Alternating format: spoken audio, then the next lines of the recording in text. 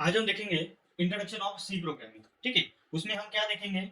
उसमें हम देखेंगे व्हाट इज प्रोग्रामिंग लैंग्वेज, मतलब प्रोग्रामिंग लैंग्वेज किसे क्या कहा जाता है।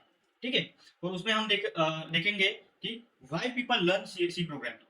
ठीक है, और एक बात देखेंगे, why C programming call C programming. Okay, और उसमें हम देखेंगे why did C programming come, मतलब सी प्रोग्रामिंग क्यों आई। ठीक है ना? Okay, चलो पहले हम देखते हैं व्हाट इज प्रोग्रामिंग लैंग्वेज। ठीक है, तो प्रोग्रामिंग लैंग्वेज सिखाने से पहले, मतलब ये जानने से पहले हम देखेंगे दो ह्यूमन है। ठीक है, यहाँ पे दो ह्यूमन है, दो लोग हैं, और वो वह आपस में बातें कर रहे हैं। कुछ भी हो, जो भी हो, वो आपस में बातें कर रहे हैं। तो वो बातें कर रहे हैं मतलब क्या कर रहे हैं? वह किसी लैंग्वेज में बात कर रहे हैं। ठीक है ना? वो किसी लैंग्वेज में बातें कर रहे हैं। तो लैंग्वेज में बातें करने से क्या होगा, उन दोनों को आपस की बातें समझने में आसानी हो, इसलिए वो किसी लैंग्वेज में बात कर रहे हैं। जैसे हिंदी हो, इंग्लिश हो, कौन सी भी लैंग्वेज हो, जो उन दोनों को समझ आती हो, उस लैंग्वेज में वो बातें कर रहे हैं। और उस लैंग्वेज को हम क्या कहते हैं? Communication language. मतलब क्या, ये दोनों कम्युनिकेशन कर रहे हैं ना, दोनों में आपस में, तो उसको क्या कहेंगे हम? उस लैंग्वेज को क्या कहेंगे हम? Communication language. ठीक है ना? वैसे ही प्रोग्रामिंग लैंग्वेज किसे कहते हैं कि ह्यूमन को भी समझ आए और कंप्यूटर को भी समझ आए, ऐसी लैंग्वेज को कहते हैं प्रोग्रामिंग लैंग्वेज। मतलब क्या, एक ह्यूमन है और उसको प्रोग्राम बनाना है कंप्यूटर के लिए। ठीक है ना? और इंस्ट्रक्शन देने हैं कंप्यूटर के लिए। जैसे कि हम फॉर एग्जांपल हम कंप्यूटर यूज कर रहे हैं, कुछ टाइप कर रहे हैं, तो टाइप कर रहे हैं मतलब क्या कर रहे हैं? कंप्यूटर को इंस्ट्रक्शन दे रहे हैं। उसको हम टाइप कर रहे हैं एबीसीडी, या हम टाइप कर रहे हैं हेलो वर्ल्ड, या हम टाइप कर रहे हैं सी प्रोग्रामिंग। तो हम टाइप करते हैं, कंप्यूटर को इंस्ट्रक्शन देता है, और वो डिस्प्ले पे हमें, मॉनिटर पे या स्क्रीन पे वो हमें दिखाता है।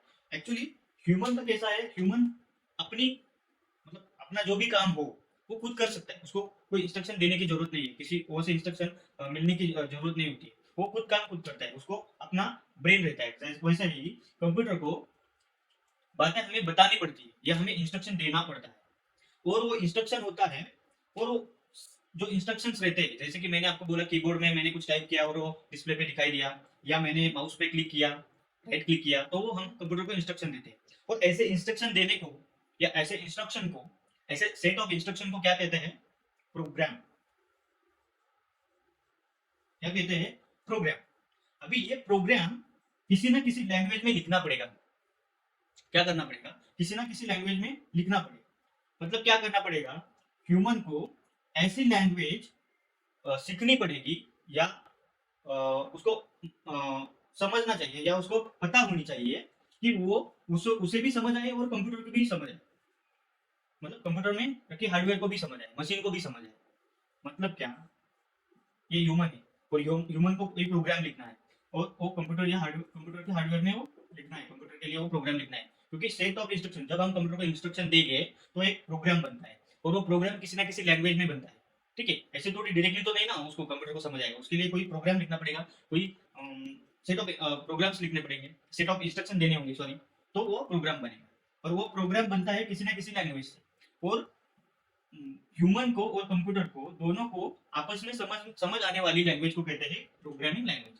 जैसे for example C programming, Java, Python, etcetera.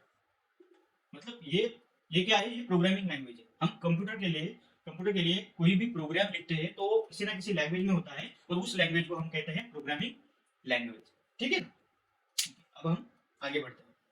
ठीक है,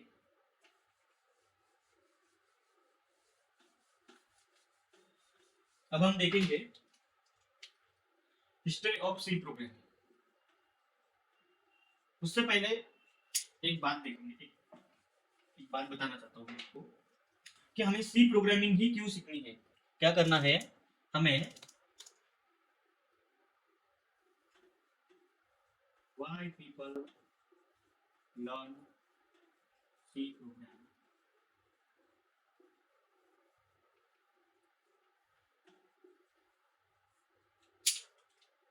सी प्रोग्रामिंग हमें क्यों सीखनी है, या पीपल सी प्रोग्रामिंग क्यों सीखते हैं? देखो कैसे रहता है, जो कंप्यूटर है, या मशीन है, या हार्डवेयर है, ठीक है,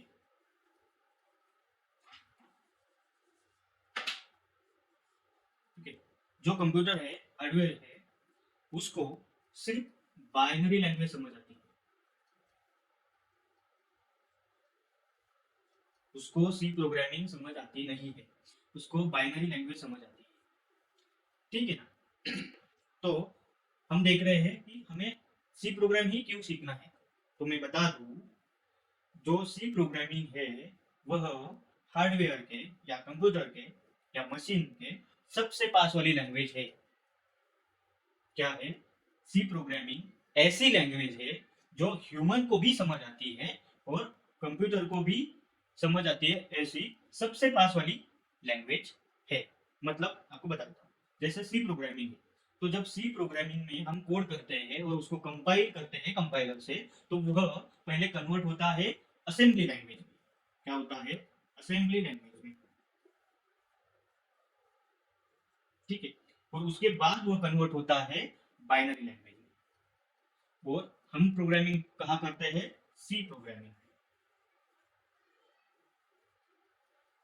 मतलब बाइनरी लैंग्वेज के पहले असेंबली लैंग्वेज और असेंबली बात के पहले सी प्रोग्रामिंग ऐसी लैंग्वेज है जो ह्यूमन रीडेबल भी है और मशीन रीडेबल भी है।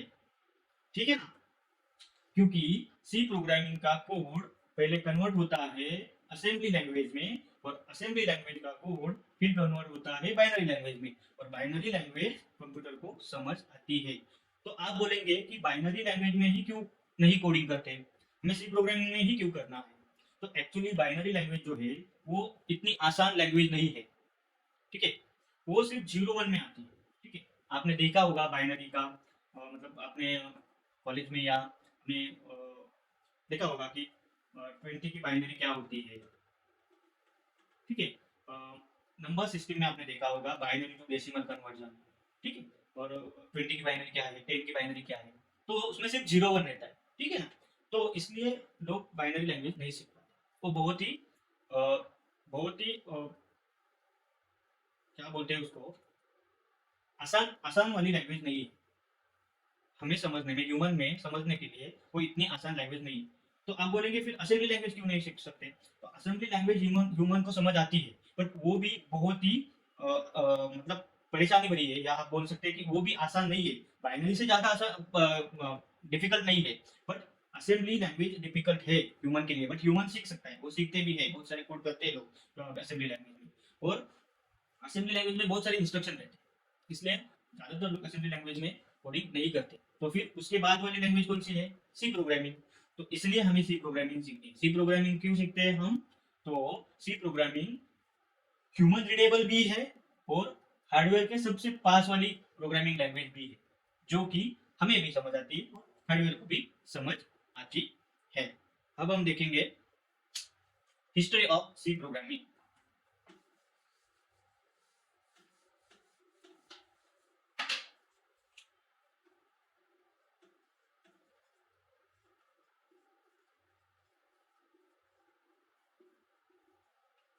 ठीक है ना?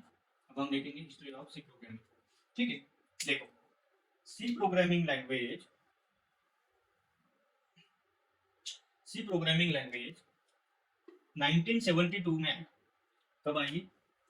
सी प्रोग्रामिंग लैंग्वेज 1972 में इन्वेंट हुई।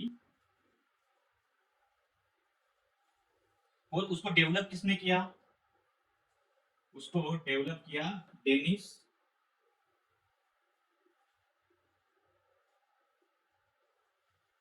डेनिस रिची नाम के आदमी ने उसे इन्वेंट किया, उसने उसे डेवलप किया। और वह डेवलप हुई यूएसए में। कहाँ डेवलप हुई? यूएसए में AT and T Bell lab. कहाँ डेवलप हुई? यूएसए में AT and T Bell lab में वह इन्वेंट हुई। और किसने इन्वेंट की? डेनिस रिची नाम के आदमी ने उसे डेवलप किया, और 1972 में वो इन्वेंट हुई। तो उससे पहले उससे पहले लैंग्वेज थी, उससे पहले लैंग्वेज थी बी लैंग्वेज। उससे पहले लैंग्वेज थी बी लैंग्वेज। और बी लैंग्वेज का लॉन्ग फॉर्म है B language for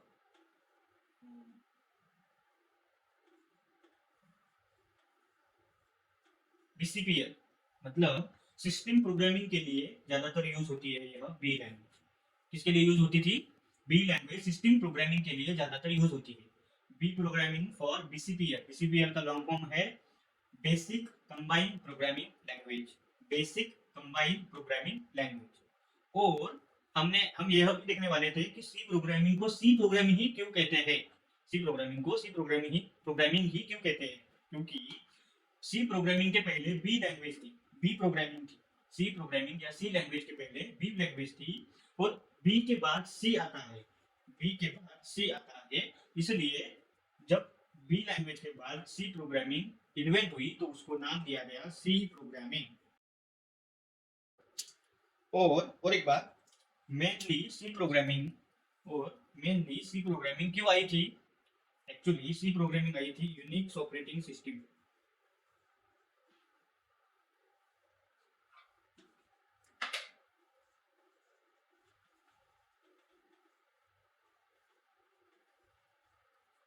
C programming क्यों आई थी? Mainly invented by for C programming mainly invented for Unix operating system. मतलब क्या? C programming Unix operating system के लिए आई थी। उसके बाद वह इतनी अच्छी थी या इतनी पॉपुलर हो गई कि वह अभी भी लैंग्वेज लोग सीखते हैं, उसी में सॉफ्टवेयर बनाते हैं, एप्लीकेशन भी उसी में है, कंपाइलर भी उसी में है। ठीक है।